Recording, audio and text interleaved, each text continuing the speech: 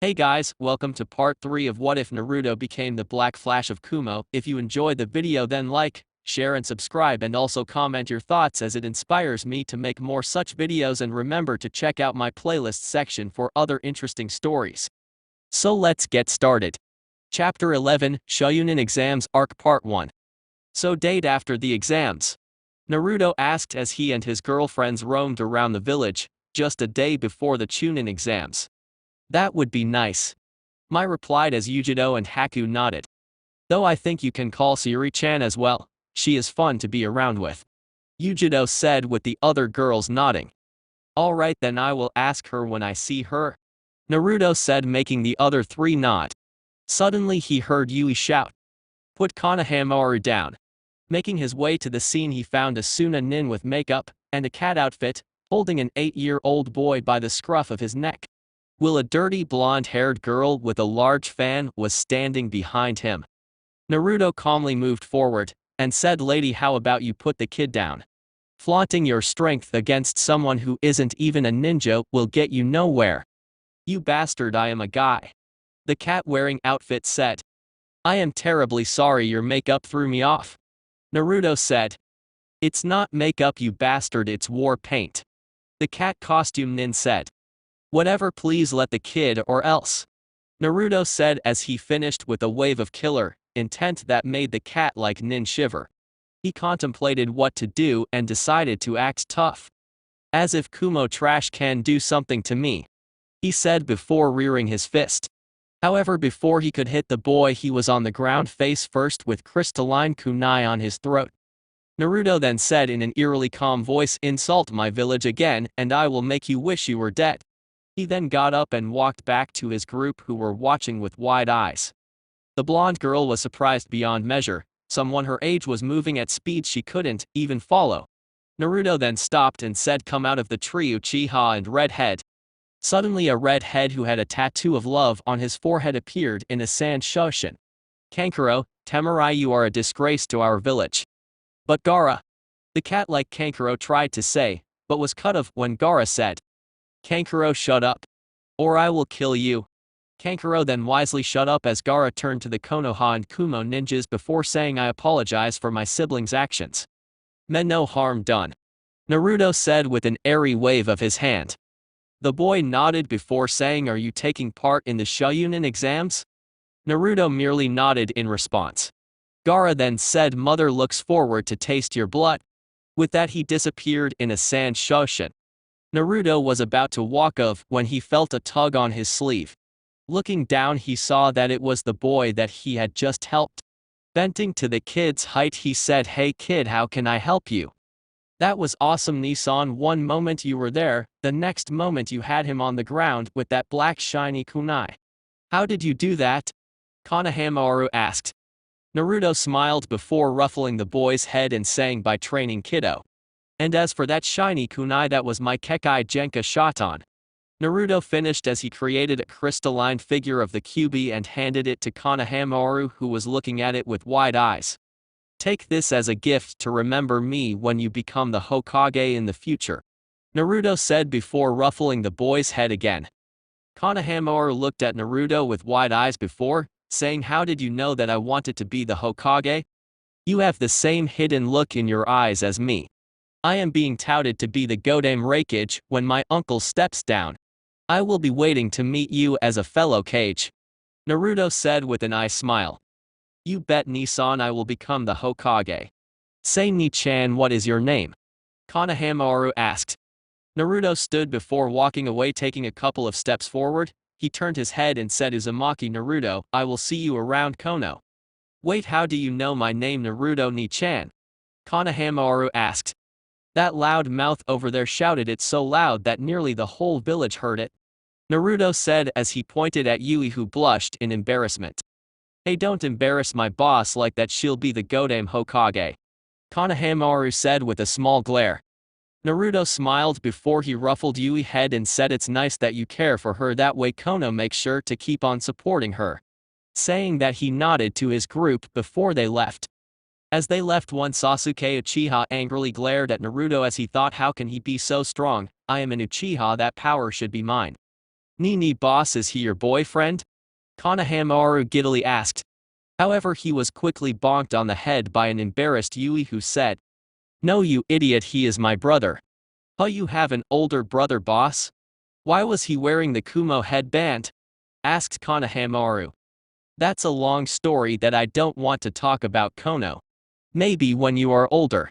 Now he is way too far off to come back," Yui sadly said as she walked off with a solemn look on her face.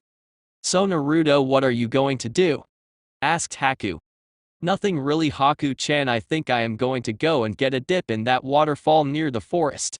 You guys head back to the hotel," he said, but was stopped when Mai grabbed his hand and seductively said, "How about we go with you and have some fun? Mai, we have been over this, we will cross that bridge when the time comes. For now we are only 13 years old, wait for the opportune time," Naruto chided. The girl nodded before she and her embarrassed companions returned to their hotel. Naruto then made way to the waterfall, very much aware of the two figures who were following him. Making his way to the waterfall, he found a small white rabbit drinking its fair share of water. He smiled softly before moving towards the edge close to the rabbit, but a fair distance away so as not to scare the animal away. The rabbit, after a few moments, started jumping towards Naruto as he felt the calming aura of the boy. He soon jumped into Naruto's lap and nuzzled into him. Naruto smiled before he lifted the animal in his arms and protectively held it. He felt the peaceful breeze and said, "This is fun, isn't it, Bunny-chan?" The rabbit just snuggled into his arms, showing his agreement. The rabbit stayed in his arms for a few minutes before he jumped and headed towards the bush where Naruto saw his family was waiting. Naruto smiled before he smirked. It was time to tease his stalkers. He stood up before slowly and sensually removing his clothes until he was only in his boxers. He then stretched a little, showing off his impressive body before he took a dip into the water. He then came out swaying his hair, showing off again. He smirked when he felt both of his stalkers move away at rather impressive speeds. With Stalker 1, a very red-faced Sayuri slammed the door of her home open before knocking her brother out of her way. She then ran over to her room before locking the door as she put her hand on her heart and thought, "He is so hot. I have seen Nissan shirtless, but his body was nothing in comparison," the young Uchiha thought with a very red face. With Stalker 2, Yui ran into her home with a face that matched her hair. She ignored her mother's call and rushed to her room before closing it. "I should not be thinking of my brother like this, but that body and those abs were perfection. I wonder how it would feel if he held me. No, no, no, I can't think like that," Yui thought. "I don't see what's wrong, Kit. Ninjas have practiced incest in the past. Not to mention your brother is definitely prime mate material. He is strong, very strong for his age. I think you should do what you want," QB said. "But Q, what would he think? He sees me as a sister and already have 3 of the 6 girls he needs as a part of the CRA," Yui sadly thought. "I think you need a good night's sleep. They are always helpful when you are about to make a tough decision," QB said, making Yui nod as she went to bed. Back with Naruto. Stepping out of the water, he moved to the waterfall and sat under it, letting the water crash against his body. He then closed his eyes and began meditating. This was something he had started to calm himself. It also helped relieve his stress, which, because of his constant training, was always high. While meditating, he began training his sensory abilities. Extending his range, he felt a presence he had not felt in a very long time. He then smiled a little before saying, "You can come out now, Uncle Hisashi. You have gotten very strong, Naruto. Being able to sense me, someone as strong as the cage, is a feat in itself," Hisashi said as he smiled at Naruto. "Hey, you give me way too much credit, Uncle Hisashi. I am merely at low Jonin level. You, on the other hand, have a moniker of Iron Fortress, Hisashi. Heck, I was still surprised that you single-handedly defend several of Konoha outposts against 1,000 mist ninjas. Your and Hokage Dano's generation is full of monsters," Naruto lightly commented. "Hey, that's not true." Hisashi tried to argue until Naruto gave him a deadpan stare before saying, "Yeah, the Kiroi Senko killing 1,000 Iwa ninja. The Red Death killing 1,000 Kumo ninja and beating the 7 swordsmen of the mist, while you, the Iron Fortress Hisashi, did the same to 1,000 mist nin. Heck, even other villages had guys like you. Kumo had Igigi and B. Nissan, Iwa had Kitsuchi, and the Mist followed through with the Huzuki and the Hoshigaki. He dryly finished, making Hisashi chuckle. Well, you do have a point, we were awesome. But that's not what I am here to talk about. Hisashi said. Oh, how can I help you then, Uncle Hisashi? Before you ask, I can't give away any village secrets. I am completely loyal to Kumo. Naruto answered. Oh, nothing of sorts. I wanted to ask a favor of you. Hisashi replied. Oh, what kind of favor? Asked Naruto. Listen, first I want to give you some fatherly advice. Holding on to the past and having grudges will ultimately bite you in the ass. Listen, I am not going to ask you to outright forgive your parents. The only thing I want for you to do is to warm up the idea of at least listening to what they have to say. He said. Naruto was quiet for a few minutes before he said, I am sorry, Uncle Hisashi, but this something I cannot agree to. Both of them ignored me first before throwing me away. I am sure the way I left the village was their downing. After all, they did say that I didn't act like a namikaze and maybe should focus on being one. If that is all, I shall be leaving, Uncle Hisashi.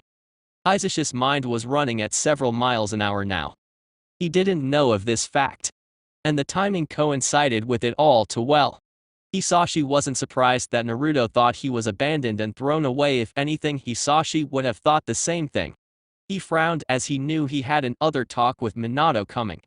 He then looked at the figure of Naruto, walking. He couldn't help but feel sad at what he had gone through. However, that did create a feeling of pride as he knew his surrogate nephew had grown up to be an amazing individual. However, before he could walk off, he felt a strong chakra signature to his right. Looking, he saw B standing there. B and Hisashi had a shaky relationship. They had met on the battlefield several times and respected the strength they possessed, but that was it. To what do I owe this pleasure to Yatsuki? Asked Hisashi. I want to say one thing, Hyuga. Tell your village to stay away from my younger brother. This place has tortured him enough already. He doesn't need to relive all those bad memories just because some one of you misses him. B growled out in a completely different voice. What makes you say that? All we are doing is trying to bring him back home. He belongs in Konoha no matter what you or anyone else thinks. Hisashi said with a little anger seeping in through his voice. As if you know anything. You didn't see the kid grow up. You didn't see him wake up screaming and crying at night. You didn't see him train himself to exhaustion just to get his mind of what this place did to him. He survived because of our timely intervention. Him finding a family in Kumo along with the love of his life is what brought him back. Had Darui not met him, you well know what would have happened to him.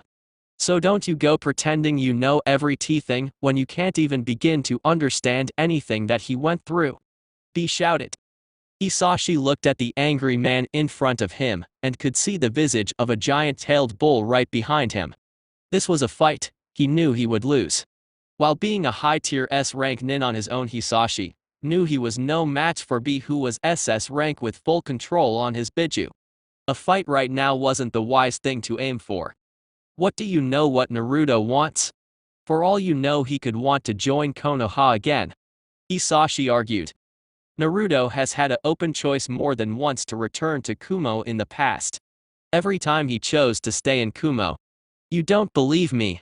Then go ask that sensei of yours and his other two Sannin teammates. They will tell you exactly what you need to know. And one last thing before I go. If I spot another attempt to get him back using the emotional path, I will go Hachibai on this village. Consequences and political backlash go to hell. Be warned before he disappeared in a lightning shoshin. Hisashi stood there for a few minutes, fully comprehending the gravity of the situation before he slowly walked towards the Namikaze estate. He needed some answers and needed to give over some messages. Chapter 12, Shoyunin Exams Arc Part 2. Alright then, let's do this. Yujido said as she along with her teammates walked towards the academy to start the Shoyunin exams. Naruto didn't say anything except giving a sharp nod of his head while Atsui ranted about hotness. While they walked to the academy, felt a few eyes on him. Subtly glancing to the side, he saw several civilians looking at him and talking. Channeling a little chakra, he listened in on the whispering. Just what does he think he is doing here?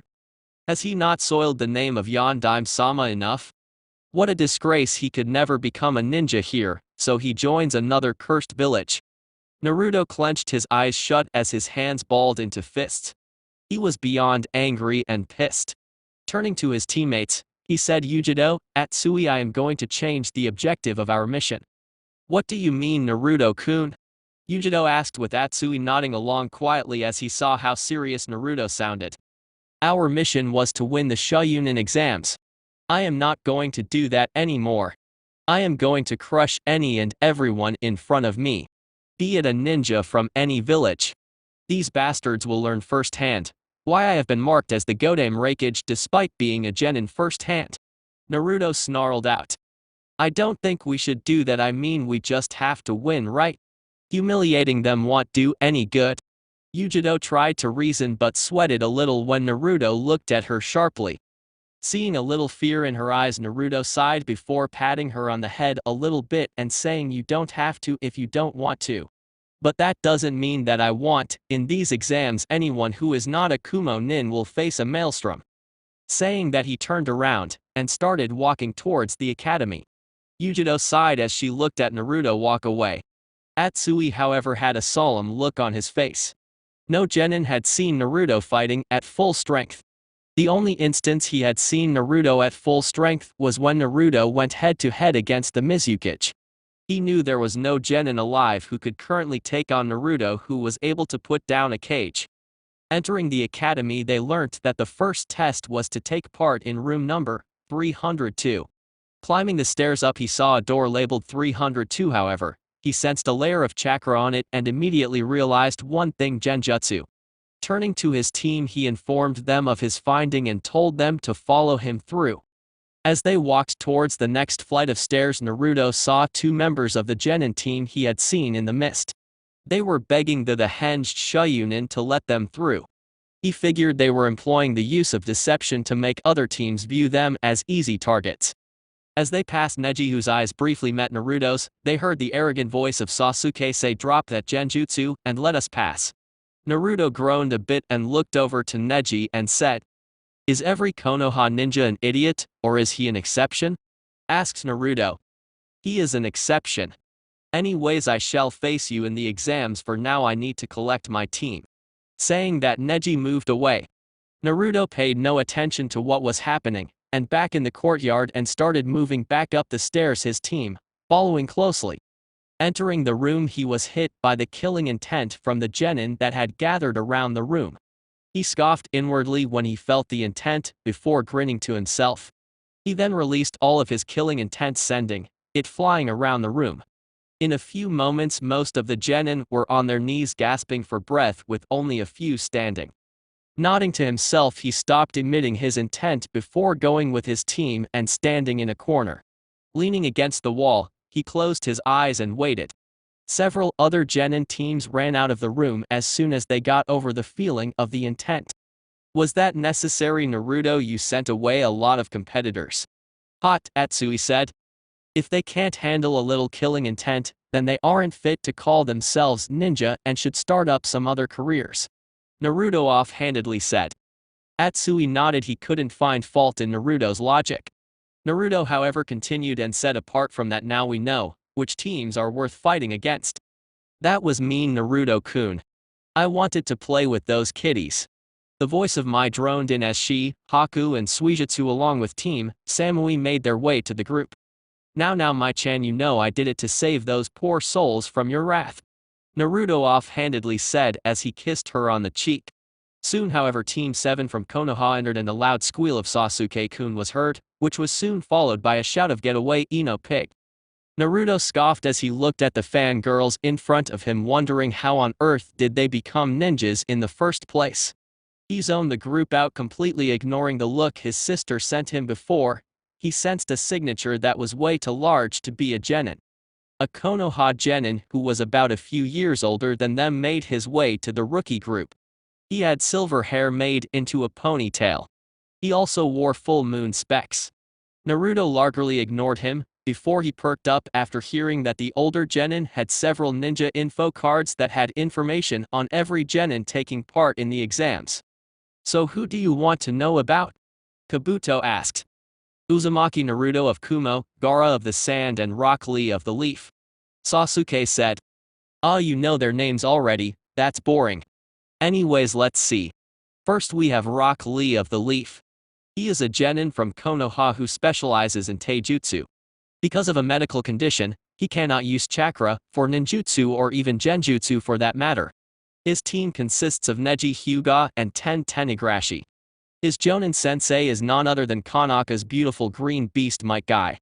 He has completed 172 D rank missions, and 43 C rank missions, along with an A rank. Moving on to Gaara of the Sand. Wow. His record is amazing. His teammates consist of his siblings Temurai no Subaku and Kankuro no Subaku. He is the son of the Kasuke, and his Jonin sensei is the second strongest active ninja that the Sand has to offer. Baki of the Sand. He has completed over 27 C ranks, 27 B ranks and 5 A ranks. The strangest part is that he has never been scratched on a mission and has always returned unharmed. And now we finally go to Naruto Uzumaki. However, before Kabuto could answer, a small wave of lightning hit the card head on, incinerating it. Everyone turned their heads in the direction from which the lightning wave had originated and saw Naruto blowing the smoke of his fingertips before he looked at the group and grinned. Ino then shouted, "Yubaka, why did you destroy the information that Sasuke-kun asked for?" The only response she got was an intense killer intent that sent her on her knees and made her nearly pass out. "Don't talk to me, you worthless fangirl, you are not worth my time," he snarled out as he ceased his killing intent, making Ino cough out. Turning to Kabuto, he stared directly into his eyes before saying, "And you do well not revealing information on me. I'd hate to kill someone before the exams even started." Kabuto sweated a little before nodding. Soon a puff of smoke was heard in the room and everyone turned to look at the front of the room. Standing there was a tall man with a scarred face. He had a bandana on which gave him a very threatening appearance. "Everyone back off. No petty squabbles unless you want to fail in these exams. Am I clear?" asked the man. "Crystal," Naruto said with a nod. The man then looked Naruto with a calculating gaze for a few moments before turning to the room and saying, "My name is Ibiki Marino, and I will be the proctor for the first exam. I will not take any questions, and will reveal the rules only once. The first part of the Chunin exams will be a written test. It consists of 10 questions. Cheating is not allowed and you along with your teammates will be disqualified. Any member having 0 points will automatically be disqualified along with his team. You will get the 10th question after 45 minutes. Get on your assigned seats and get started." Naruto soon found his seat and found it to be in between a female Hyuga from Konoha and Temurai of the Sand. He turned over his test as soon as he was signaled and raised an eyebrow as soon as he saw the first question. These aren't questions that a normal genin should be able to answer. Heck, even newly minted chunins will find these hard. What's going on? Regardless, I know enough of them to pass, Naruto thought before he started writing. Around 20 minutes later, Naruto sighed as he stopped writing and thought, "Good, I am done here. Now to see what the others are up to." Looking up, he first looked over to the other Kumo genin teams and found them to be breezing through. The only one who seemed to be struggling was Atsui. Naruto created a crystal mirror before reflecting his answers at Atsui, who gave him a thankful nod before copying down the answers.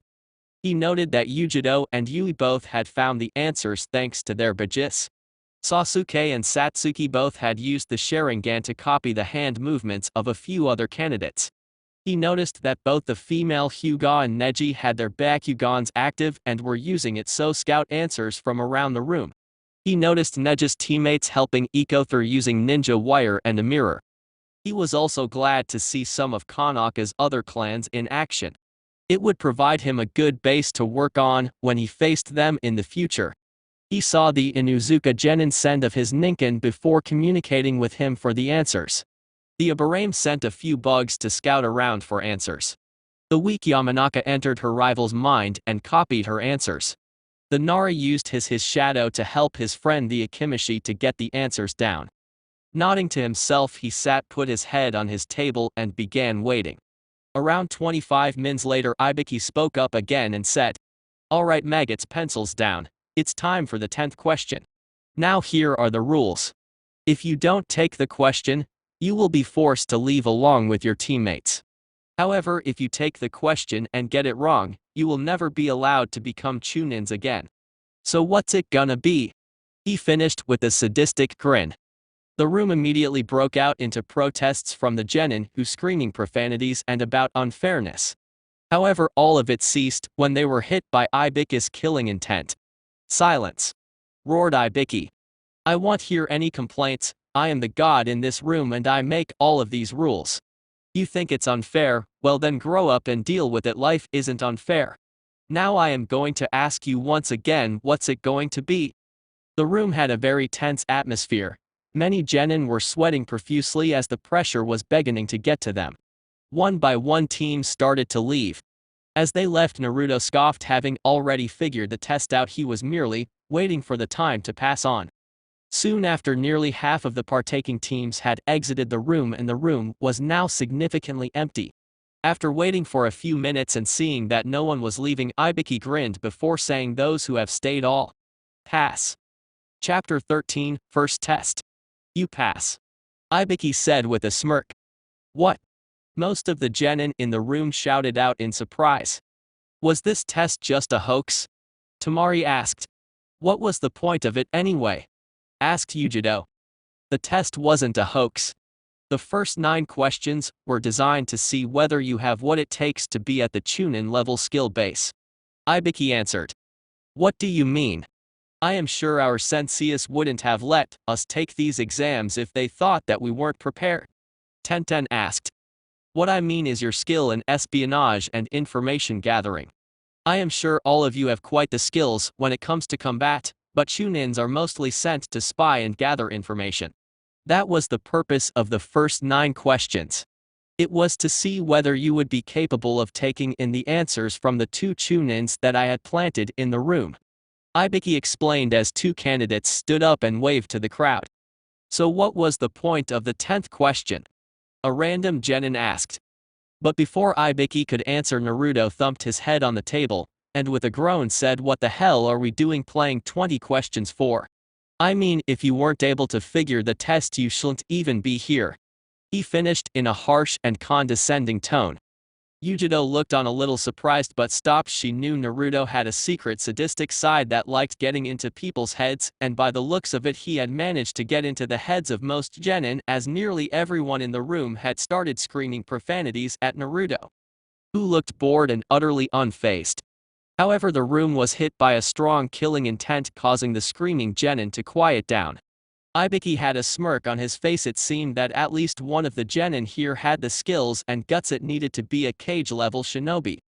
"Well, since you think the purpose of the 10th question was so easy to figure out, why don't you tell it to us, Blondie?" Ibiki said. "Isn't it obvious? It was to check whether we have the mindset and the willpower to be Chunin. Ain't that right, Ibiki-san?" asked Naruto. "Damn right you're our kid," Ibiki replied with an impressed smirk. "What does he mean testing our mindset and willpower?" asked Sasuke. "It's simple. There are times when you will be asked to take missions that have a very low rate of survival, but you don't have a choice to say no and must take them. That's the mindset part. In our lives there are going to be several instances in which you may be caught before being tortured for information," Ibiki said as he removed his bandana, revealing a heavily scarred head before he continued, and said, "Being a Chunin means having willpower as hard as steel. You must never reveal information on your village regardless of the torture you are subjected to. That is what it means to be a Chunin. And since you passed this test you have what it takes to be Chunin," Ibiki finished. "How does this test even compare with being tortured?" Kiba asked in confusion, drawing a chuckle from Naruto, who was once again the center of attention in the room. "Isn't it obvious, Inuzaka? He has been doing just that," Naruto said in an amused tone. "What do you mean, Blondie?" Sakura asked, just as curious. "You Konoha genin seriously don't know anything about your fellow ninja? Do you have any idea who he is?" Naruto said as he pointed at Ibiki with a sigh. "No, who is he, Ni-chan?" Yui asked. That's Ibiki Marino, the best interrogator in the elemental nations. He doesn't physically torture his victims, and can have people reveal everything there is to know in a matter of minutes. He, along with Inoichi Yamanaka and Anko Mitarashi, make up the deadliest interrogation team in the elemental nations. It is because of this that Konoha is considered to be the worst place to get caught in if you are a foreign ninja. Naruto explained calmly as the room entered a stunned silence. Hey, you seem to know too much for a genin. Blondie. Care to explain why? Ibiki asked. Being the Raikage's apprentice has its perks and duties. I am required to learn of the important figures in the other villages, since I will one day take over from my uncle as the Godame Raikage. Naruto answered with a shrug. Ibiki only nodded in response as he got a satisfactory answer. However, he did think, well, Hokage-sama, I did what you asked, and from every psychological path it doesn't look like he will be coming back to Konoha. I am sorry for your loss. Alright then, that's it for the first test. Ibiki said, but wasn't able to finish as a purple blur crashed into the roof, followed by a puff of smoke which produced a large sign which read, introducing the single and incredibly sexy Anko Mitarashi. In front of the sign was a young and very beautiful purple-haired kunoichi, who wore very revealing clothing which included a simple fishnet shirt, stockings and a large overcoat. You are early again, Anko, Ibiki said with an exasperated sigh. Damn, I thought I was on time. Anko started before she looked at the genin in the room. Seriously, Ibiki, you left 18 teams pass? You must be getting soft, asked Anko with surprise evident in her voice before it turned into a tauntive tone. Or maybe this time around the crop is more than special? Ibiki countered in a perfectly calm tone. Oh, is that so? Meh, it's of no consequence. After I am done with them there'll be less than half left. Now kiddies, I am the proctor of the second exam. Meet me at training ground 44 in 20 minutes. If you don't make it by then you will automatically be disqualified. Johnny, Anko said before she cheerily waved at the genin and disappeared via Shoshin, leaving all of the genin locked in a stupor, clearly confused by what they had just witnessed. Welp, might as well get going. Let's go, Yujido, Atsui. Naruto called out to his team as he walked towards the door, pulling everyone out of their shock-induced stupor as they ran towards the door. Chapter 14, Chunin Arc Part 4. So this is the infamous Forest of Death that sends shivers down the spines of even Jonin-level shinobi from around the elemental nations, huh? Can't say I am impressed, Naruto said in a condescending tone as the Chunin hopefuls stood around and waited for the second part of the exam to begin. Soon, however, he raised his hand and grabbed a kunai that was thrown out of midair. Before he could respond, he found two baggy orbs pressed against his back as the proctor hugged him from the behind. So is a little genin acting all big and brave, huh? Well, let me tell you, Brad, it's guys like you who die the quickest out in the field, Anko said with a grin. Well, even if guys like me die early out on the field, we make sure to take as many enemies with us as we can, Naruto said as he subtly gestured towards the kunai he had on Anko's stomach. Anko's eyes widened at the sight before her face broke into a grin. She then leaned into Naruto's neck and said, Ara, it seems that one genin here actually has the skills to survive. How about this? If you finish the test in record time, I will show you something good. She finished before licking him on the cheek, causing him to blush and sputter out refusals. All the boys glared at Naruto, feeling jealous of the position he was in, while Yujido, Mai, Haku, Yui and Sayuri all narrowed their eyes at Anko. They did not like the fact that some overgrown hussy was pushing herself onto their boyfriend/brother/love interest. Anko then broke the hug and then took out some papers from her pocket and said, alright then kiddies, I want you to sign these forms. They are your tickets to take part in the second exam. What exactly are these? Asked Kiba as he took 3 forms and handed one each to his teammates. These are waivers that ensure that Konoha won't be held responsible in case you die. After all, killing is allowed from this point onwards, Anko said with a grin as she watched some of the genin show horrified faces. The reactions only worsened when several loud roars were heard from within the forest. Anko's grin widened as she said, oh, those are just some of the forest's residents. The best part is that every animal is several times bigger than ordinary, so if you don't want to face them, now is the time to quit. A large number of genin quit and returned to their teachers, not wanting to face the bloodlust of the creatures in the forest.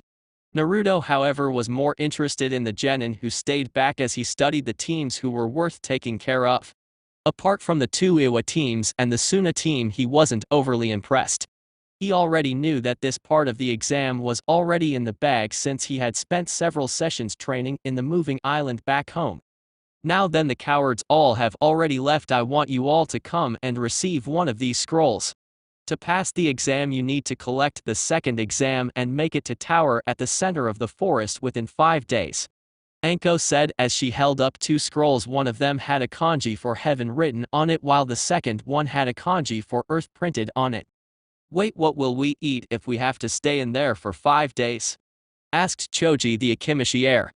Meth, I don't really care or know since I wasn't really told. But from what I know, there are many edible plants in the forest, along with any animal you may or may not wish to hunt for food. However, I will warn you, it is very easy for the predator to become the prey inside that forest. Any other questions? Anyone? Anko said with an airy wave of her hand before she asked in an interested tone. Just one. Can we quit the exam during the task? Asked Shikamaru the Nara heir. You can't quit the exam midway, kiddo. If you don't want to take part in this exam, now would be a good time to quit. Anko said as she looked over to the Nara heir. This test is so troublesome, but if I quit now I will have to constantly deal with a troublesome blonde and then my troublesome mother. It is better to take this troublesome test than deal with those two. So troublesome. The Nara heir muttered to himself in annoyance, making several genin chuckle at the lazy pineapple-haired genin's misfortune. Alright then, a final instruction is that do not under any circumstances open your scrolls. Opening them will result in automatic disqualification from the exams. Anko said as she warned the genin about the possible results of their unsated curiosity. What happens if we open them during the test, Anko Ne-chan? Asked Yui as she lightly tilted her head to the right. Ah, Mini Kushina-sensei. I didn't see you there. Well, apart from you getting disqualified of the test, there is one more thing that I am not really interested in telling you about. Anko said, making Yui fell down as she cried out anime tears. Is there any other thing of importance? Asked Samui in a stoic tone. No, there isn't. Anko said as she pulled out a stick of dango and began munching on it. Alright then, that is it for the briefing. All of you go to your assigned gates and wait for the signal to begin. Anko said as the genin shuffling. Naruto then turned to Mai and Haku and said, good luck you two. After saying that, he looked over to Yui and Sayuri and after catching their eyes he nodded at them silently, wishing them good luck. Both girls warmly smiled at him before running over to grab their scroll and moving to their gate. Naruto grabbed an earth scroll from one of the proctors before he and his team moved towards their gate. A few minutes a loud siren was heard indicating the starting of the exam. Not waiting for a moment, all of the Chunin hopefuls rushed in. Chapter 15, Second Trail. Naruto and his team were seen running through the forest. 100 meters into the forest, Naruto's keen senses suddenly pick up some odd disturbances. Stopping his team, he says, be very careful, the forest has some evil in it. Of course it has evil in it, this is supposedly a forbidden forest. Yujido pointed out. Not in that way, my senses have picked up two very large chakra signatures in this forest. One is located in way to cover this wing of the forest while the other is nearly opposite. Naruto said with a frown. What has that got to do with anything? Yujido asked, slightly perplexed. The strategical advantage of their positions. It's almost as if they are trying to catch someone. Naruto said, his frown deepening. What do you mean? Who could it be and who is targeted? Asked Atsui with a curious expression. 2 entries with unknown cage-level ninjas waiting. No matter how talented a genin is, they will either be killed or ignored. Since they are here, they are most likely rogue ninja. And since they are rogue, I am sure they are here for some rather influential individuals. The question is who? Let's stop for a moment, I need to think. Naruto said as his face scrunched into a thinking one. A few moments later his face widened in realization before he gritted his teeth in anger and frustration. Taking a deep breath, he looked at Yujido and said, Yujido and Yui are the ones they are after. I need to get you both to safety. Before Yujiro could answer, Naruto disappeared in a burst of speed before appearing behind and knocking her out with a chop on the neck. He then made a quick status seal before sending the static Yujiro into a storage seal. As soon as he was finished, he looked over to Atsui and said, "Can I trust you to head to the tower with this scroll? I will get our second scroll and meet you there." Atsui nodded, not questioning Naruto even for a second. He knew exactly that this was the best course of action if Naruto had taken it. He pocketed the scroll before running towards the tower, while Naruto created 2 shadow clones and had them hinged into his teammates before they ran directly towards the first signature. Soon they were within the signature's location. Just as Naruto and his hinged clones were about to cross it, they were intercepted by a large shark-like man who had a large sword on his back. Naruto immediately jumped back and drew his sword and said, "Who are you and what do you want?" "The name's Kaizam Hoshigaki. I am here for your little blonde friend. If you don't want to die, then hand her over to me and leave," the shark-like man said. "Hell no, we are team, and we will not let you take one of us," Naruto said as he raised his blade and prepared to fight. Inwardly he was hoping and praying that the frightening S-ranked missing nin in front of him would take the bait and leave. He was no fool to think that he could take on someone like Kaizam. He knew he was strong, but currently it would be a miracle to even scratch Kasami. "Don't be an idiot, Naruto. I'll go with him. You should get word to Raikage-sama as soon as you're out of here, that way he'll be able to organize a rescue effort," the hinged Yujiro said, making Naruto reluctantly lower his sword. Kasami chuckled a bit and said, "At least one of you has the common sense. Now come on girlie, let's go," he said before he and the cloned Yujiro jumped away. Naruto and his other clone then started racing towards where the second signature and his sister along with Ger team were expected to be. As he jumped, he suddenly encountered Team 9 from Konoha and grit his teeth. He didn't have time to face them, he had somewhere to be.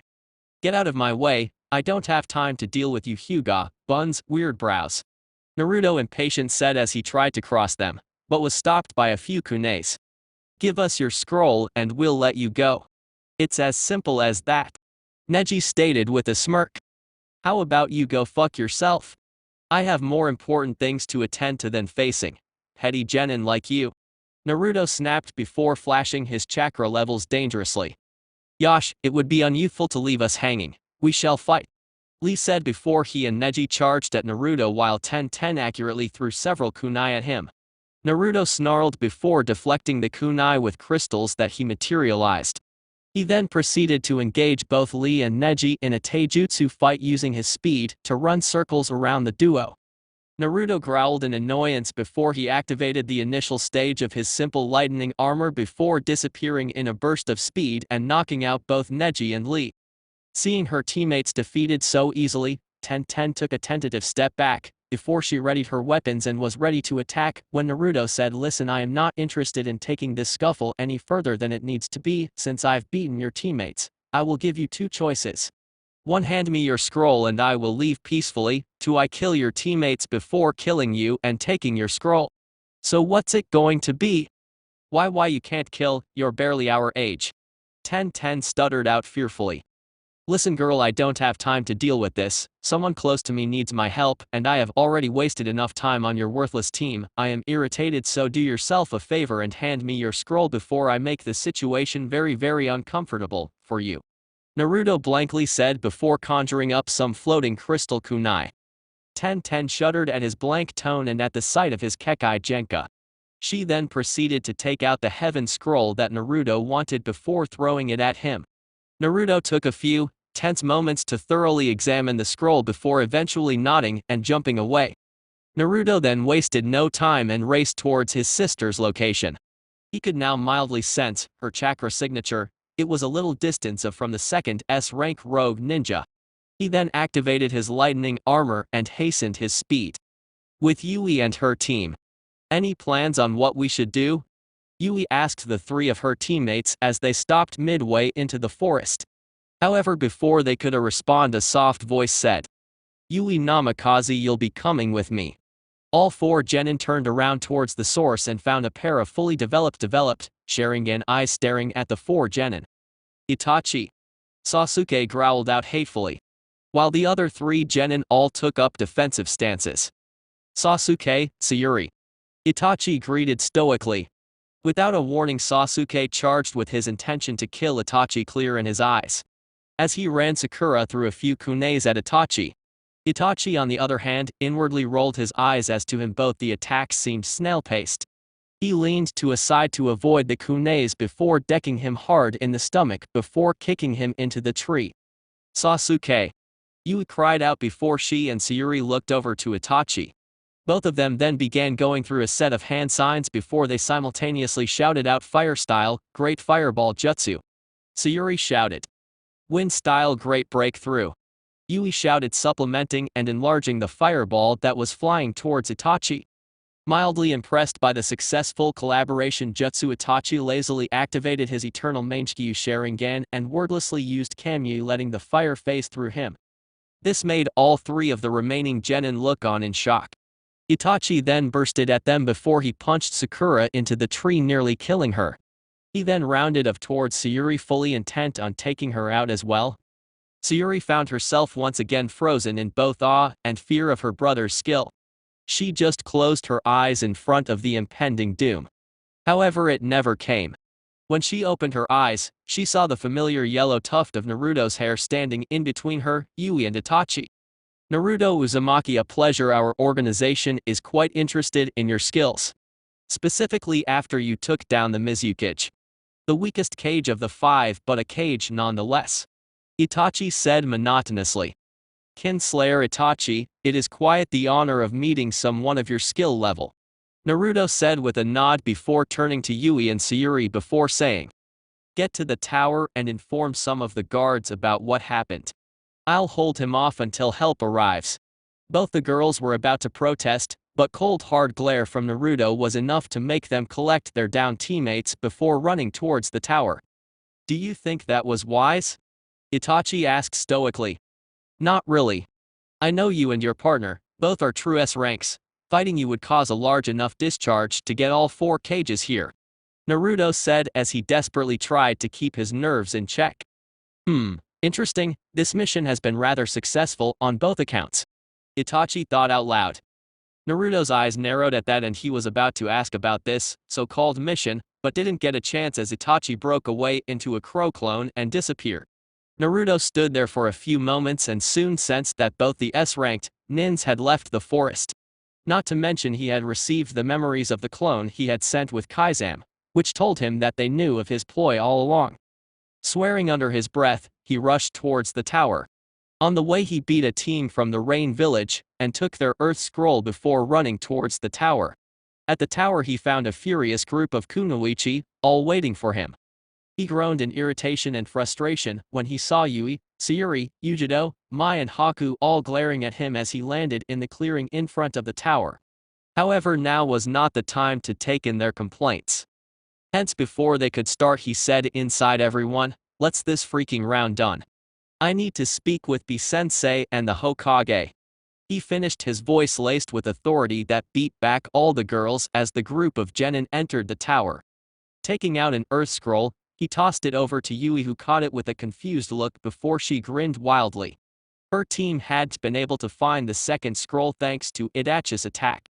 At once all three genin opened their own pair of scrolls, summoning their Jonin senseis to them. All three senseis began explaining the reasoning behind the test and how a ninja could only be successful if they combined heaven and the earth. Heaven being the representation for one's spiritual chakra, while earth represented one's physical chakra. Once everyone had been settled into the waiting rooms set up for the genin, Naruto turned to B and said, B-sensei, we need to talk to the Hokage pronto. Looking at the urgency, B asked, what is it about? I will explain it at once. But first we need the Hokage here. Naruto said, the urgency in his voice not lost to anyone. B and Darui both shared a silent conversation with each other before they regarded Naruto and slowly nodded. Darui then left the room to go and tell the Hokage about Naruto's request. While he was gone, Naruto left the room and visited the girls and soon found himself under a scolding storm from 5 kunoichis. What were you thinking sealing me up? Ujido yelled. Why didn't you get us? Mai and Haku shouted. You should have let me and Yui help to take on my brother. Sayuri shouted. Databan. Yui yelled in agreement. Naruto massaged his temples and thought the things I do for love. They were after people like you and Yui, and both of you are precious to me. How do you suggest I contact you in a forest full of chakra signatures? Once again my objective was to see to your safety and, sorry for the swear, but your older brother is a freaking force of nature. And Yui, that is a very adorable verbal tick. Naruto finished and almost magically all 5 girls to lose their anger and lightly blush. He then proceeded to hug all of the girls before he was informed by B that Minato was here. Straightening up he went back to where Minato. Entering the room he said Hokage-sama. Minato once again felt his heart break slightly at the informal address his son called him with.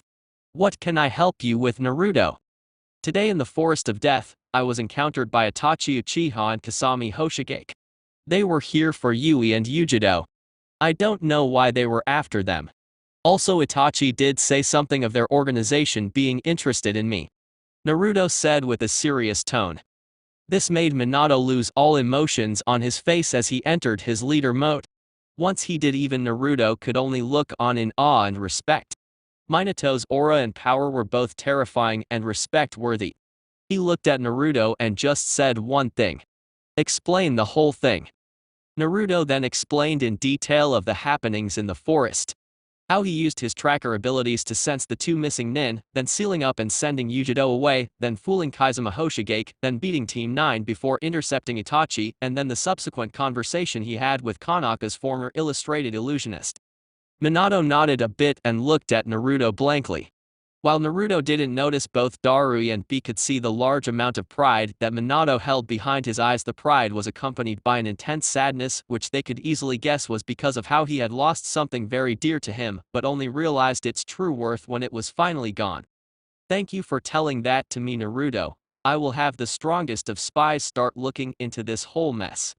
I will send all that I find to Ai. Is that acceptable? Minato said and asked. Naruto nodded at that, to which Minato gave a barely noticeable smile and said, well, then off you go and good luck for the rest of the exam. Naruto nodded at that before he left the room, leaving the adults to themselves. Chapter 16 Interlude.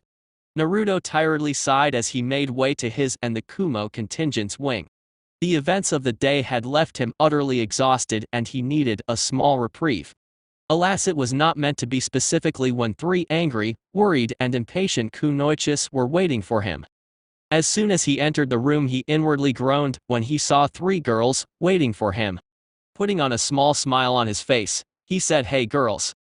Don't you hey girls us, mister. You are already in a world of trouble as is. Yujido said with a huff. Yeah, what were you thinking when you took on not 1 but 2 S-ranked ninjas? Mai said hotly. You could have gotten killed.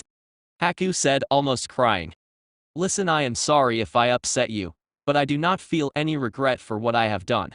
If in the future, I was put in a similar position, I would have done the exact same. Naruto replied with a shrug. Don't you care about what happens to you? Damn it, Naruto, what if you got badly injured? Haku almost shouted. I have my Genesis healing seal in place for situations like that. Naruto replied in a matter-of-fact tone. What if you were low on chakra? Mai retorted.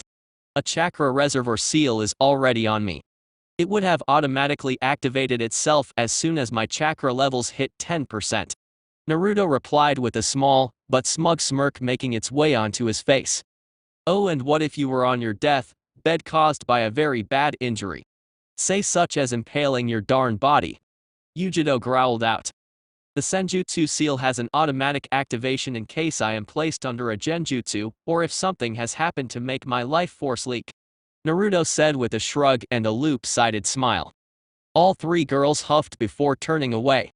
Naruto noticed how their shoulders were only slightly shaking, indicating that all 3 of them were crying. Sighing to himself, he shook his head before smiling wryly. All of the girls had him wrapped out their soft little fingers. He just couldn't tell them no or even see them a little upset. Moving towards them, he wrapped all 3 of them in a hug from behind before pulling them against his chest. Hey, I am sorry. I promise I will be slightly more careful about such matters in the future.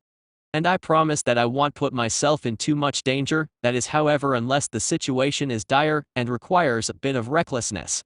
Naruto said. The three girls did not say anything, they only turned out and buried their heads into his chest, and gave small nods, knowing this was as far as he would willingly go. Suddenly Mai grinned and looked up before saying, you do know you will have to deal with Yu-chan and Sayuri-chan on your own tomorrow. Naruto groaned both in and outwardly. He could already feel a headache coming as he imagined Yui berating him with Sayuri putting in her agreements after every few lines. Be reasonable girls, the two of them are difficult on the very best of days and tomorrow certainly won't be a good day. Sorry Naruto-kun, you bought this on yourself. Yujiro said with a watery giggle as she broke away from Naruto. But. Naruto tried to sputter out something but failed. Haku then broke away from him as well and giggled before saying, now Naruto-kun, you made your own bed and now it is the time to lay down in it. All we can say is good luck because you will be needing a whole bunch of it. Please? Naruto said with a pout as he tried to plead his case to his three girlfriends. No, good luck and good night Naruto-kun.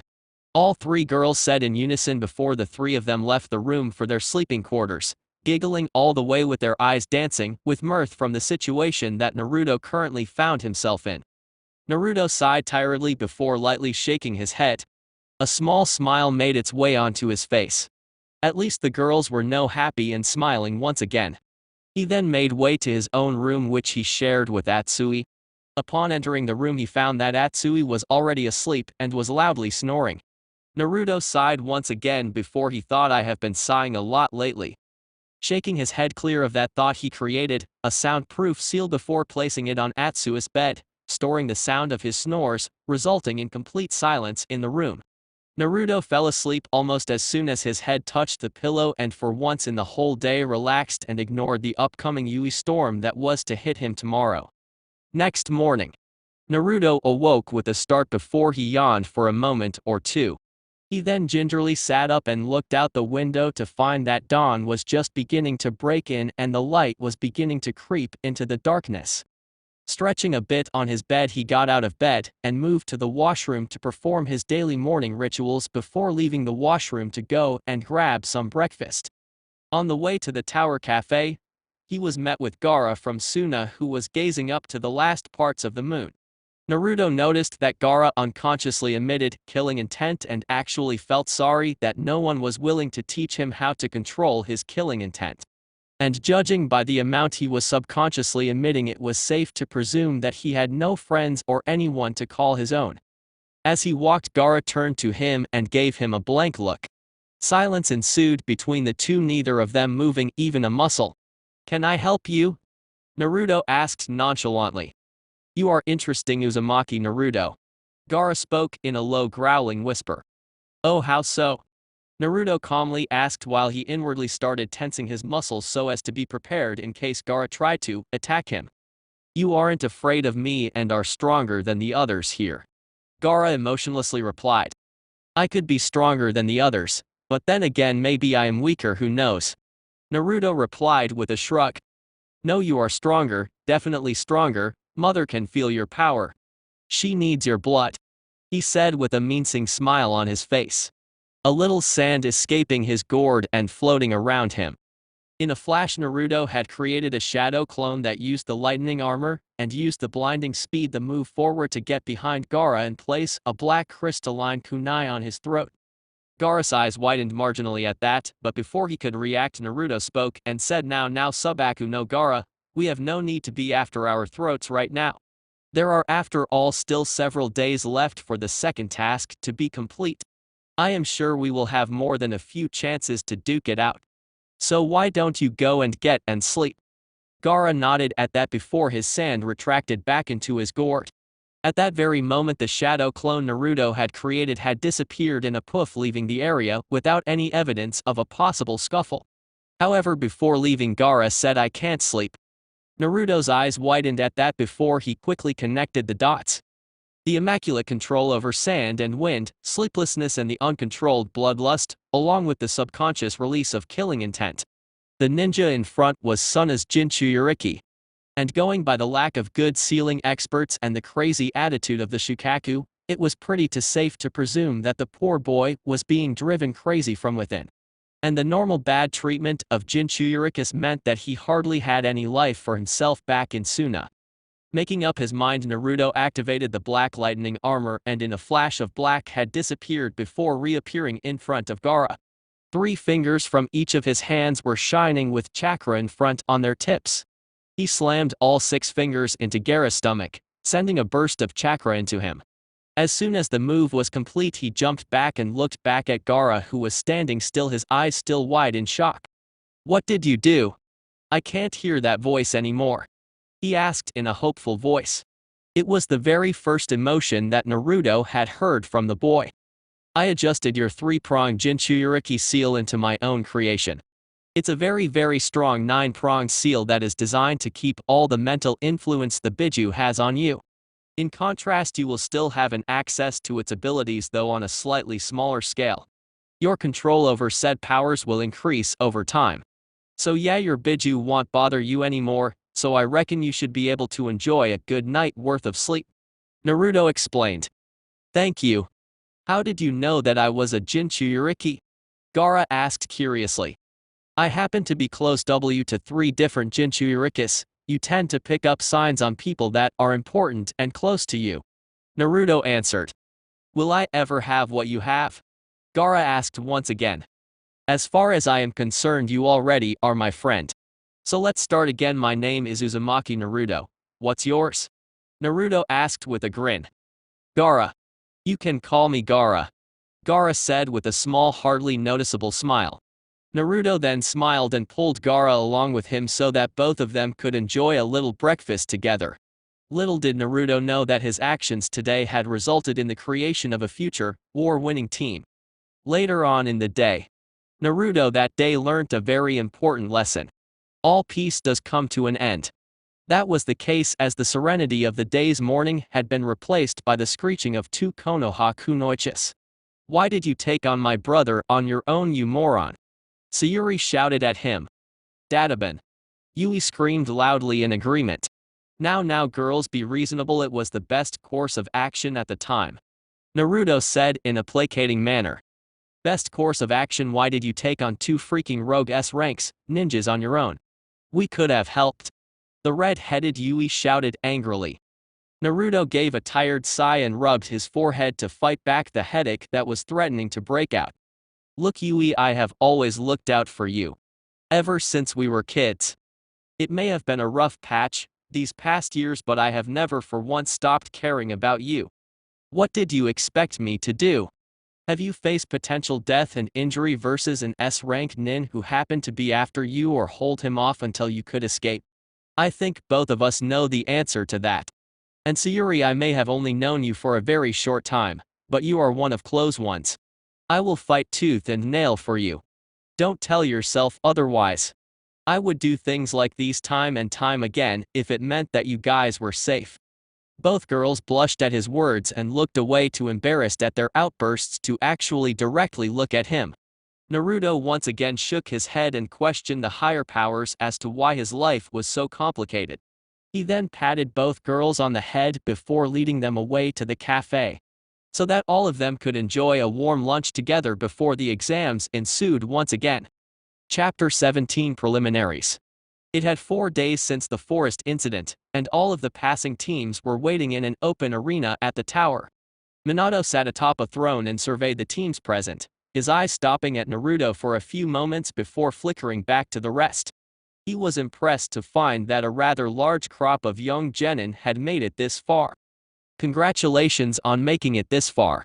Before we proceed, I would like to tell all of you about the Chunin exams and the significance they hold in elemental nations."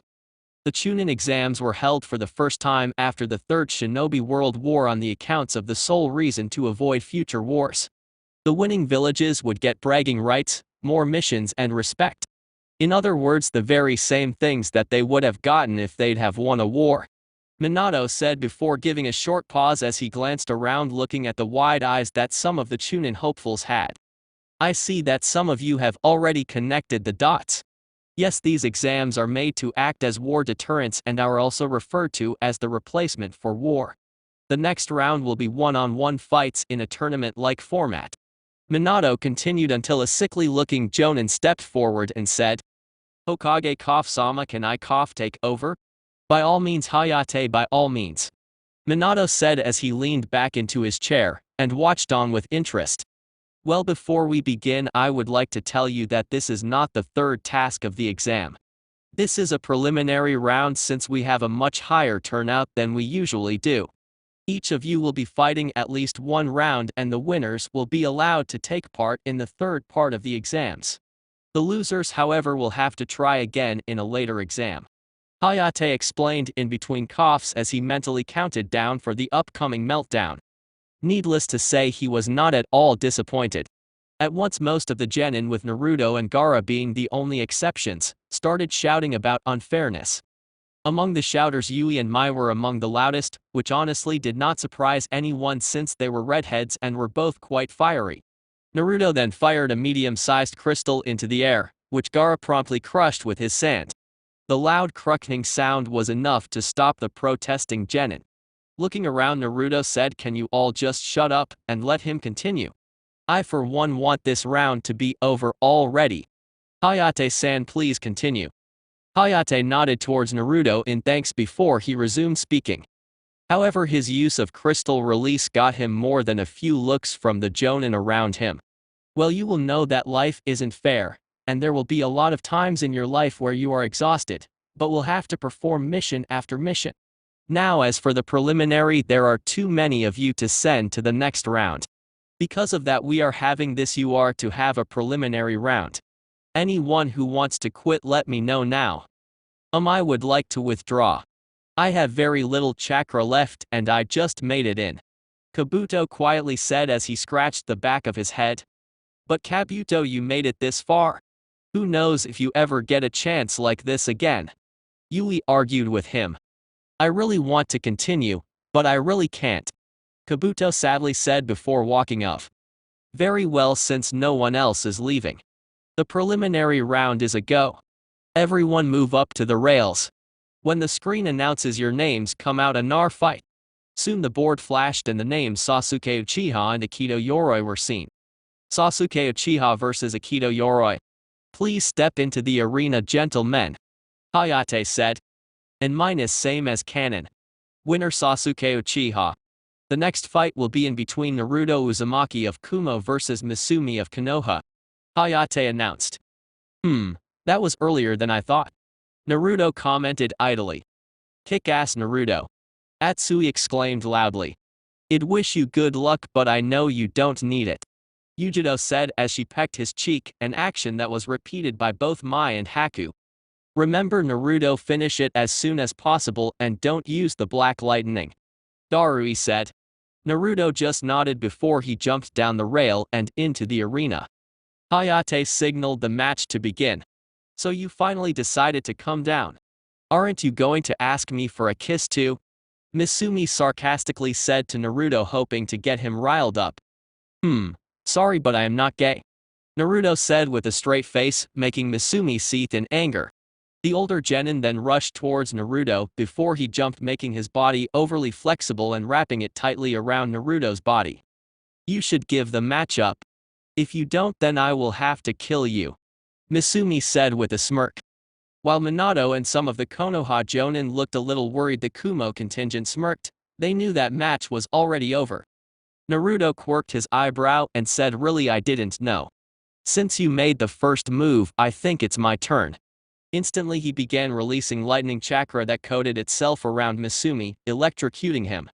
The older genin screamed in agony, after which he fell down on the ground, unconscious, his body giving the occasional spasm. The winner is Uzumaki Naruto of Kumo. Hayate announced as the medical ninja took Misumi away. Naruto shrugged before he reappeared on the railing with a shoshin as the matches resumed down. Yui Namikaze of Konoha versus Kiba Inuzaka of Konoha. Hayate said. Same as canon, only this time Yui wins in a respectable manner. Winner Yui Namikaze. For the next match, Sakura Haruno of Konoha versus Ni Yujido of Kumo. Please step up. Hayate called out. Finish it quickly, Yugi-chan, Naruto said as he softly kissed her on the cheek. Yujido blushed cutely before nodding and jumping into the arena. Sakura did try to get under Yujido's nerves by calling Naruto a loser and how she knew that Yujido was trying to get close to Sasuke. Yujido's only response in the end was to knock Sakura out with a vicious haymaker as soon as the match was signaled to start. Winner of the match, Yujido ni from Kumo, Hayate announced with a sweat drop. Yujido climbed the rail once again and began high-fiving her friends. And minus I don't want to write the next fights cause I am bored. So here's the results. Mai vs Ino winner Mai. Haku vs Hinata winner Haku.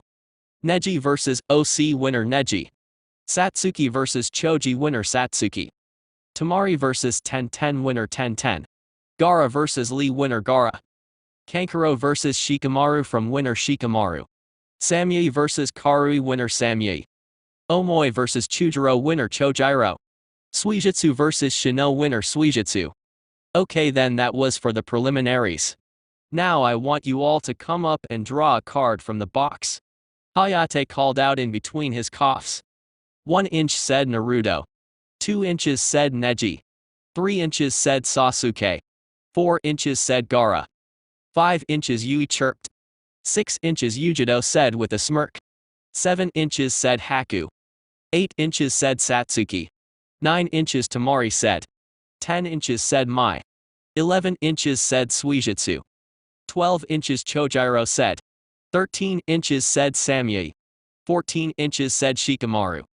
Now that all of you have your numbers and your matches, you will be given a month to prepare for the third exam, which will be a one-on-one tournament-based system. Any questions? Asked Minato as he smiled at the last remaining genins. Why can't we just do the third round right now? Asked Naruto with a raised eyebrow. The third exam is the sort of exhibition. There are a lot of important people that come from outside the village. Possible clients. Even the other Kage and the daimyos come in to watch these finals. For them it's a chance to list new and potentially strong ninjas who can take tougher missions. The village with the most impressive display gets the highest amount of missions and respect. Which is why you will have a month to brush up and learn new techniques for the final. Minato explained, inwardly happy that Naruto was at least talking to him without his usual cold voice. So only the winner of the tournament will be promoted to Chunin? Shikamaru asked in a lazy voice. Not really. Your performances will be studied by a panel of judges, which will consist of your Kages and a few elite jonins. If they find your performances meet a certain criteria, you will be promoted. Minato answered. So does that mean that everyone here will have a chance of being promoted? Tamari wondered out loud. Now don't get too ahead of yourself. It also means that none of us will be promoted if the panel doesn't think our performances are up to the mark. Isn't that right, Hokage-sama? Naruto asked. That's right. Now then, I bid all of you goodbye. Go and prepare for the third exam. I am hoping to see a good show 1 month from now. I am sure that your Kages will hold the same expectations. Goodbye. Minato said as the genin began shuffling out of the room with their senseis. When everyone was gone, Minato flashed away with a sad sigh. Naruto had not even glanced at him before leaving and had all but ignored him. He could only hope that the distance between the two would one day be bridged, and even if they couldn't be father and son, they would at least be something akin to friends in the future. Chapter 18 Training Interlude. The next day, the Kumo contingent were standing with their respective senseis and were just about to begin the discussions for their training excursion for the upcoming month. Alright people, here's how things will go. Yujido, you will go with B to help you get better control over your Biju. Samui and Atsui, you'll be with me, while the rest of you will train with your respective senseis. Your plans are already ready. Naruto, I apologize, but we need to focus on the others more. Since you already the strongest one here, I suggest you work on your moves. Darui said as he looked at Naruto apologetically.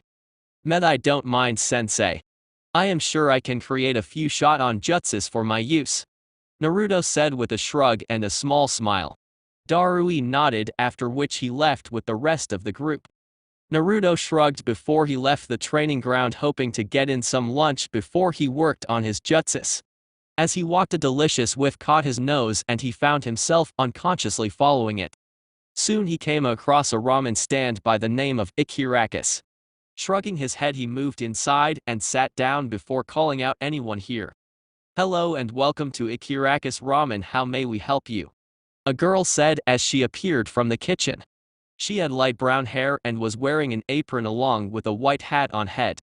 "Ah yes, I would a large bowl of miso ramen, thank you," Naruto said as he flashed I am a smile. "Coming right up," she said as she returned the smile and left to get cooking. As he was waiting for his food, he heard the someone enter the stand. He groaned when he recognized the voice. It was the Yondaime along with his family and the Toad and Slug sages. The group of 5 froze when they saw Naruto on one of the seats. "Naruto," Kushina muttered. "Namikaze-sama." Naruto intoned with a nod of his head before he turned back to look at his food being cooked. It was a tense situation for a few moments, after which Yui huffed before she sat down next to Naruto and said, "Whatcha doing here, Dadaban? Isn't it obvious I am here to eat before I go for my training?" Naruto said with a shrug, not all minding Yui being near him. "Oh sorry. Tei-he," Yui said as she scratched the back of her head as she gave a small chuckle. "It's okay. So what's up?" Naruto asked as he raised his eyebrow at her. "Oh, I was here with Kaa-chan, Ta-san, we were about to get a little lunch when we were joined by Ba-chan and Ero-senin," Yui said as she pointed towards the 2 Sannin who were warily staring at Naruto. Naruto snorted out a chuckle and looked at Yui with a mischievous glint in his eyes. Hey, he was a prankster by heart, no matter how mature he became. "So I guess that the slug is as you so eloquently called Ero-senin and the toad is Ba-chan?" he asked with a tilt of his head. Both of the Sannins bristled at that but did not do anything as Yui innocently replied, "Hell no, you got it wrong. It's in the reverse. Say Naruto-kun, why aren't your teammates with you? Sensei wanted to focus on them to get them up to speed. As for me, I really hate to brag, but these exams are little more than a formality for me," Naruto replied with a shrug as he put his elbow on the table and palmed his cheek while boredly looking at Yui. A slight breeze blew his locks which made Yui blush at him. He looked serene. Kushina caught the blush on her daughter and inwardly smirked while storing the information at the back of her mind. She was slowly accepting that she may never be a mother to Naruto, however, she could attempt to be his friend. Naruto's ramen then arrived and he ate while making small talk with Yui. When he was done, he paid the bill before patting Yui on the head and leaving. As he left, he started looking for an empty training ground. He did soon find one just opposite of the Forest of Death and entered it. He then sat down in the middle of it before he began to meditate. From afar, a few Anbunin wearing blank masks with the Ni sign on them were secretly observing Naruto on the orders of Danzo. They were instructed to catch him and bring him in for emotional conditioning. However, before they could move, they felt a presence coming to the training ground. It was the retired Sandaime Hokage, who despite his time in the sidelines was still a solid S-ranked ninja. The Nianba cursed before shining away, knowing that they couldn't risk being found by someone like the Sandaime Hokage. Naruto opened his eyes when he felt the large chakra signature approach him and immediately took up a battle stance towards its general direction. Now Naruto-kun, that wasn't the type of reaction I expected to see from my surrogate grandson," a warm voice said from behind him. Naruto's eyes widened to exponential proportions as he heard that voice. It was one that he would never and could never forget. Turning around, he rammed himself into the figure and hugged him for all he was worth. "How are you, Naruto-kun? I missed you and your energy a lot," Hiruzen softly said as he hugged his surrogate grandson back. "I missed you, Gigi," Naruto said, showing his childish side to someone for the first time in years. "How have you been, my boy? Have you been eating right? Do people at Kumo treat you nicely?" Hiruzen asked as he broke the hug and held Naruto by his shoulders. "I am fine, Gigi. I have been eating fine though, my Kazan. Senseis and girlfriends say that I work too hard for my own good. And I am loved in Kumo. People treat me like a hero." Naruto said with a small smile as he reminisced on his life in Kumo with his grandfather figure. That is good, Naruto-kun. Now what are you doing here? Shouldn't you be training with your team?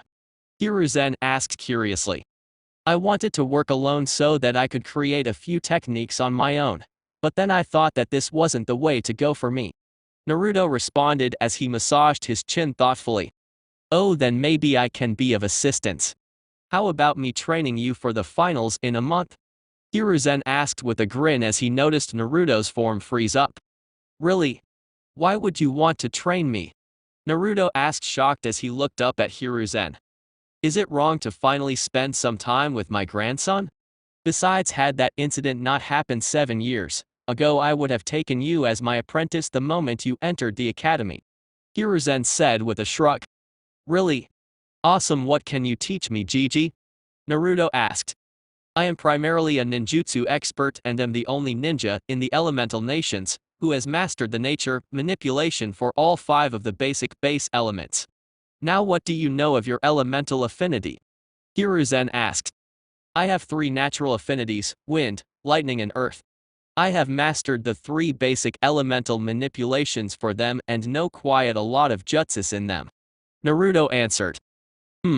That is a lot better than what I had originally expected. If you were to ask my opinion, I would begin training a new element. Hiruzen said as he looked at Naruto. A new element, huh? Which one do you think I should go for, Gigi? Asked Naruto. I am going to teach you fire manipulation and jutsus. If you manage to complete all 3 forms of fire nature manipulation, I will give 3 fire jutsus, made and used by Madara Uchiha, along with some of the ones that I frequently use during my active duty days. Hiruzen said with a challenging grin. You've got it, old man. Tell me, what is the first step? Naruto excitedly said as he accepted Hiruzen's challenge. You need to burn a leaf with your chakra alone. Hiruzen said. Naruto nodded at that tidbit before he created a 200 shadow clone, surprising the hell out of Sarutobi before sending them to work on the exercise. Now then, since my clones are busy doing their thing, how about a spar, Gigi? Naruto said. Sure, why not, Naruto-kun, let us begin. Hiruzen said. Time skip 3 days. It had been 3 days since Naruto had started his training with Hiruzen. And it was something amazing. Hiruzen had a vast amount of knowledge in nearly all of the shinobi arts, showing off why he was called the professor. Not to mention, Naruto learned firsthand why Hiruzen had earned the title of the god of shinobi due to the brutal beatdowns he had in their spars. Currently he's standing in front of Hiruzen with a leaf inside his palms. He channeled his chakra into the leaf, causing it to turn to ash. When he was done, he smirked and looked up to see the shocked yet proud look on Hiruzen's face. Very well done, Naruto-kun. I am surprised that you were able to get the first exercise this quickly. Now I want you to start practicing these D to C ranked fire jutsus while you send your clones for the second nature manipulation exercise. Hiruzen said as he handed Naruto 2 scrolls. Naruto nodded with a smile before he created 200 clones before turning to Hiruzen and saying, So Gigi, what's the next exercise? Hiruzen smiled before he weaved through a few hand signs before slamming them on the ground, causing several hundred boulders. Your job, Naruto-kun, will be to be able to melt a single boulder that size with your fire chakra alone. I will give a scroll for B and a ranked jutsus as soon as you are done with this. Alright Gigi, I will get it done. Alright everyone, let's get it done. Naruto said to his clones. Asu. The clones said at once, after which they made their way over to boulders and started channeling their chakra into it. Naruto, on the other hand, opened up one of the scrolls and started learning the jutsus in them under Hiruzen's watchful eyes. Time skip 7 days. Amazing once again, Naruto-kun. You certainly live up to your title as a prodigy. As promised, here are the scrolls for the B and a ranked jutsus. I will teach you the jutsus I promised in the beginning when you get the last exercise done. It involves melting the whole tree and all its leaves simultaneously. Hiruzen said as Naruto just finished burning a whole boulder. Naruto nodded before wiping his sweat off with a towel.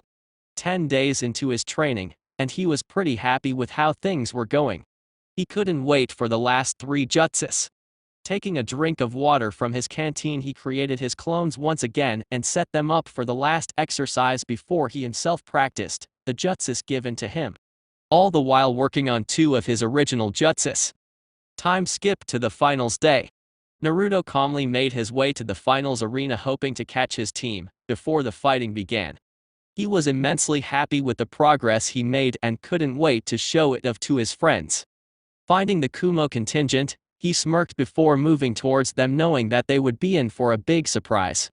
That's it for this part. If you enjoyed it, then like, share and subscribe for the next video, as it's going to be more interesting, and also check out the other playlist. Hope you would like them too.